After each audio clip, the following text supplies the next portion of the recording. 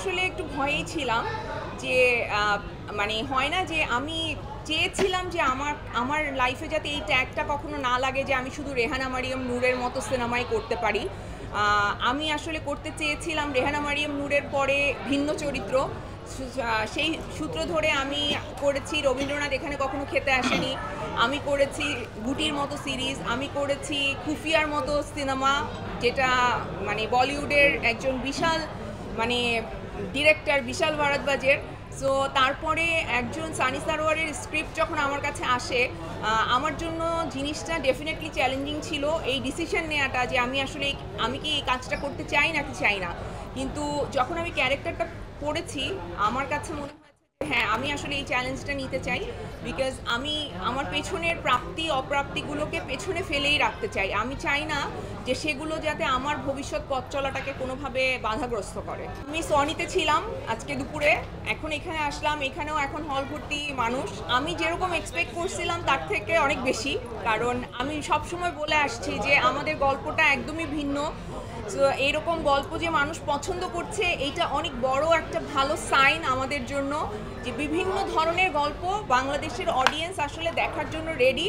এখন আমাদের প্রডিউসার ডিরেক্টরদের দায়িত্ব হচ্ছে ভিন্ন ভিন্ন রকমের গল্প মানুষের সামনে নিয়ে আসা এবং নারী প্রধান গল্পগুলোকেও প্রায়োরিটি দেওয়া। যেহেতু আমাদের প্রথম দিনের অডিয়েন্স রেসপন্স সেই রকম অর্থে ভালো ছিল না, তো আমি তো ঈদের দিনটা আমার খুব খারাপ গেছে, আমরা খুবই মন খারাপ করেছি যে এইরকম অডিয়েন্স রেসপন্স হলো। কিন্তু মানে সময়ের সাথে অডিয়েন্স যারা দেখছেন তারা আরেকজনকে যেয়ে বলছেন, এখন আমাদের মিডিয়ার যারা ভাই বোনেরা আছেন তারাও আসলে ছড়িয়ে দিচ্ছেন সবার মাঝে এশা মার্ডারের কথাগুলো।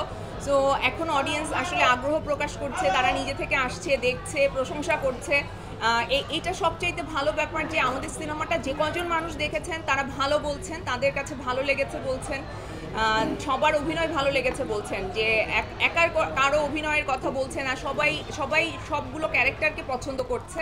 সো এটা অবশ্যই অনেক ভালো একটা ব্যাপার। ওর সাথে যখন আমার প্রথম দেখা হয় আমি শিওর ছিলাম না যে ও কেমন করবে।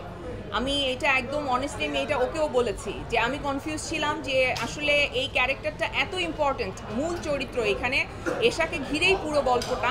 সো এই ক্যারেক্টারটা অনেক ইম্পর্টেন্ট, এই ক্যারেক্টারটা যে করবে তাকে আসলে অভিনয়টা জানতে হবে। তো পরে আমি ওর সম্পর্কে জানি যে ও থিয়েটার থেকে আসছে, ওর ট্রেনিং আছে অভিনয়ের উপরে। আর যখন আমি কাজ করতে গেলাম সময়ের সাথে আমি দেখলাম যে এই মেয়েটার আসলে চেষ্টা আছে প্রচণ্ডভাবে, জানার চেষ্টা, শেখার চেষ্টা এবং কাজটা ঠিকমতো করার চেষ্টা। সো আসলে যেই মানুষের মধ্যে এতগুলো গুণ আছে তার কাজটা তো ভালো হবে, এবং সেটা কিন্তু পর্দায় দেখা গেছে।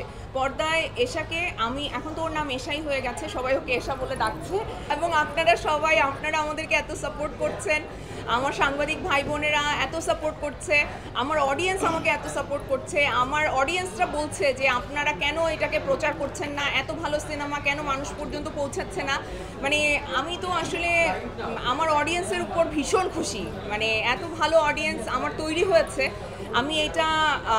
আমি চাইতাম, আমার জীবনের এটা স্বপ্ন ছিল যে আমার একটা আলাদা ফ্যান বেস তৈরি হবে যারা আমাকে আমার জন্য ভালোবাসবে, শুধু আমার অ্যাক্টিং না, আমার পার্সোনাল লাইফ, আমার পার্সোনাল স্টেটমেন্টস, আমার মুভ, আমার সব কিছু নিয়ে তারা প্রাউড ফিল করবে।